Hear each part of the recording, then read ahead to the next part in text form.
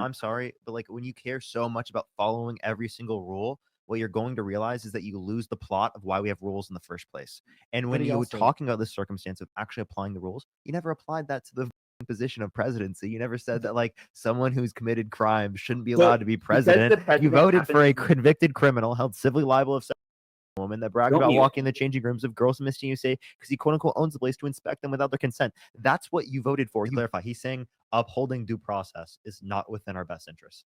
Why don't we just let? Oh, this is great. Why don't we just let rapists out onto the streets? Well, you voted for one. So like, could you give me like a single economics policy that you like of Donald Trump's?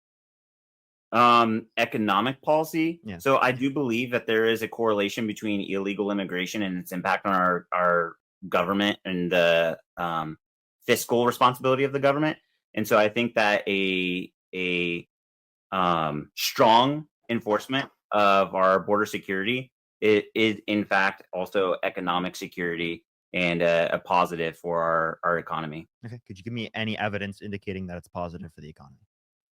So less individuals that are dependent on our social welfare systems and their programs and the social welfare infrastructure is going to reduce the toll on the government. And so, yeah. So one, immigrants who are coming to the country have a higher labor force participation rate, meaning that they're going to be putting more into the system than taking from it because they work at a higher rate. So Correct. What do you mean? Within millennials and Gen Z, there are many unemployed people who are technically unemployed but aren't, per the definition, actually seeking work. That's because many employers. Wait. That doesn't make any sense. They wouldn't be unemployed then, because the Correct. unemployment Not statistic per the within definition. yes, the unemployment statistic within it takes into account that say if Seeking people aren't like wanting to work or applying. looking for listen, if they're not looking for a job, they're not categorized within the unemployment statistics. Correct, per the definition. So they are unemployed, but if these same individuals, they're not actually seeking. I understand it's contradictory, and I think you do. Can you try not to be like, this guy's an idiot? But you can get what I'm saying. Is there are many American individuals, specifically males between the ages of 24 and like 40, who have become disenfranchised in the workplace in preference for cheaper labor force, i.e. Immigrants, not just immigrants, more specifically illegal immigrants. Okay, well then here's my question then. When you say cheaper labor, again, could you provide any evidence, right, that overall, if you increase the population size, that it's going to decrease wages? Federally speaking, it's very hard to get accurate statistics on the exact number of illegal immigrants in the current workforce. Sorry, let me stop you there. So it's hard to get hard statistics on that. When you're talking about the economic impact, why is it only the case that it has this impact when they're in the country undocumented? Are you saying that if we were to make them legal immigrants, that it wouldn't have the same economic impact? So if they were legal immigrants, there'd be greater opportunities to work traditional jobs and pursue traditional education and other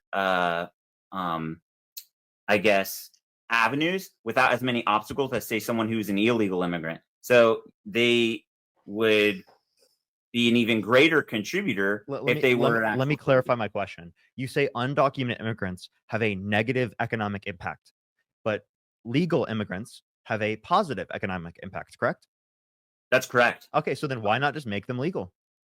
Because they've entered the country. So why don't we just let? Oh, this is great. Why don't we just let rapists out onto the streets? Well, you voted for one, so like I don't. If you want to talk about why should we not let them out, you probably shouldn't have voted for one. Wait. I'm pouring into your point here. What about letting violent individuals who try to beat up cops and drove stun guns into their necks? I'm pouring into your ridiculous arguments here. Is that was it ridiculous when Donald Trump tried to pardon DJ Rodriguez? I don't support DJ Rodriguez. I don't condone what he did either. So it was ridiculous. I don't know the facts and circumstances of his case. Getting back to like the point that I was making, like you're saying that legal immigrants have a positive economic impact and undocumented immigrants have a negative economic impact. So then my point is that we can just make people legal so that they have a positive economic impact. Correct. So I understand what you're saying, and and it is correct. Or not? No, it's not. It is correct. I understand you're saying, okay, then the solution to said problem is to just make all illegal immigrants legal. Am I understanding that correctly? Oh, I'm just saying that, like, you want to give a pathway to citizenship for any undocumented immigrant who hasn't, been here and has in the past committed a violent crime or bad crime. But and right now, that's a great point. There is a pathway right now through BP, or excuse me, what's it called? DACA. Dude, we're not talking about DACA. And Obama could have done something more about DACA when he had a chance, and he didn't. And Biden could have done more for DACA, and he didn't. So anyway, not talking about DACA. What's that? I said agreed. So, what's the one app that people are using to enter the country? CBP1, and now it's called CBP Home, where people can agree to self-deport. Not only that, they can receive $1,000 once they've done that. They are not in a ill standing with the U.S. government, and they can pursue a legal entry pathway to citizenship. Yes, sir, Parker. How long on average does it take to legally get into the country? Too long. I'm working on it right now. Well, then isn't that the point that I'm making? And wait, and what do you mean that you're working on it right now? My spouse. Okay. So, like, again, you understand that the process takes too long. Why wouldn't you be in support of the process going faster? When I say too long, I mean that it's very much so a hurry up and wait process. So you get started, and then you get your green card, permanent residency status, and that's just part of the process. People say, "Oh, let's give them citizenship." Of course, like initially, you need to start out as a permanent resident, stay in good standing and compliance of the policies in place for permanent residency, and then later you can apply for your what's it called? Excuse me, your citizenship. And then be what's it called, naturalized. I have a question. Your spouse, are they in the country right now? Correct. Are they currently legally here? Correct. Yes. Yeah. So wait, so then here'd be my question, right? If someone has a partner, right, and they're in the country undocumented, right, and they've been here since they were 2 years old, right, should they be deported? There's a solution to that. So they could have left and then returned, gotten married, like on legal terms. No, I'm asking at this point, they're like in their 30s. Should they be deported? And I'm saying in their 30s, they could have returned back to their home country, returned on a tourism visa, so no? Gone to a courthouse and gotten married, and then pursued that process that you're. Yes or no? Should they be deported? If they go about the way that I'm saying, there's no reason they could be deported if they're not discovered to have illegally entered. No, I'm just asking you, given that they were discovered to have been in the country undocumented. Oh, then yes, sadly, they should be deported. I can understand the human element to this whole situation that's going on. Sadly, yes, they would need to be deported.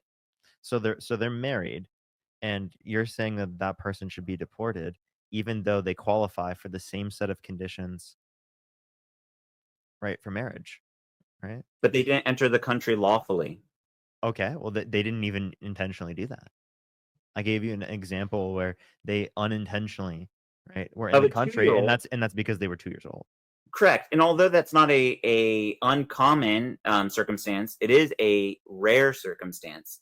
And so, we could pick those isolated situations and use them as well, Jay, what I'm telling you, the overall cause, but it doesn't mean it's a valid argument. The example that I'm giving you is that they meet the same set of criteria in which you think people should be able to legally be allowed into the country as it's applicable to the circumstances in your personal life, right? But when it comes to these circumstances, you think they should be deported, even though they met that set of criteria. So it's seemingly they're restricting people coming to the country not based upon that set of criteria. Unfortunately, in that scenario, that hypothetical you gave, yes, they would need to be deported. Yeah, but the point I was making is that they meet the same set of criteria, right, in which you allow, right, other people to be led into the country as it would be applicable to your own personal life, right? So I'm saying, like, okay, if that's true, well, then you're not restricting people based upon the standard. Then you're restricting them. It's not just its application to my own personal life. My wife, when she originally entered this country, she entered this country under lawful terms, and then later on, when we got married, we still did it under lawful terms. There's actually even a period where between when we met and later when we got married, she was not in the country. The only reason to have a lawful process is to ensure that people are safe, right? So if you're not ensuring that people are more safe, right? Then why would you have a rule in place to restrict? Well, so we want people to be safe. So wouldn't it be a safe starting point to identify you're who not are? listening. You're not. Given that they met Sorry. the same set of criteria, why should they be deported? They're already in the country. They haven't committed a violent crime, a bad crime. They're not making it less safe. Why should they be deported? So for this hypothetical, do we just want to say that the person's a DACA recipient? No, because I'm giving a unique example insofar as that they haven't been given any type of legal protection or status. Then they're in a very tough situation. And I think sadly another element would be, are they under the protection of is their guardian their parent, their biological parent? Let me keep clarifying. What's the point Please. of restricting someone? Is it to keep it safer, or like is there another reason that you have? Because if it's to keep it safer, well, you're not making the country safer by deporting this person.